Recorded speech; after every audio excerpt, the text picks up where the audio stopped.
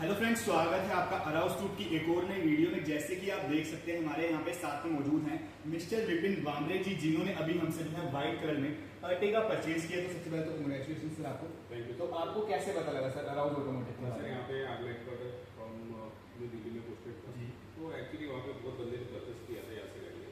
तो जब भी मैं उनको पूछता था, उन्होंने 2-3 जो कस्टमर थे आपके, उन्होंने मुझे बताया वो भी एयरफोर्स आर्मी में, तो उनके तरफ से मुझे पता चला। और यहाँ पे जो भी कार्रवाई आपकी डॉक्यूमेंट्स होगी और जहाँ पे जैसे कि हम किसी जोन में जाना है तो बहुत से चक्कर काटना पड़ता है डॉक्यूमेंट्स के लिए।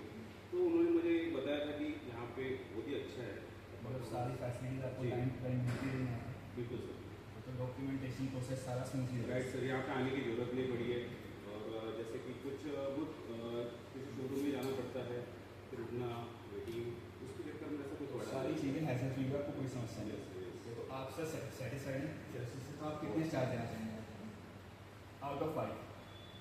ऐसा मेरे तरफ से तो टोटली 5 है सर।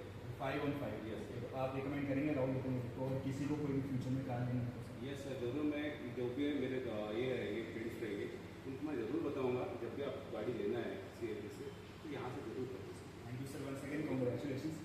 तो अगर आप भी किसी भी ब्रांड की कोई भी कार परचेज करना चाहते हो तो नंबर आपकी स्क्रीन पे अवेलेबल है।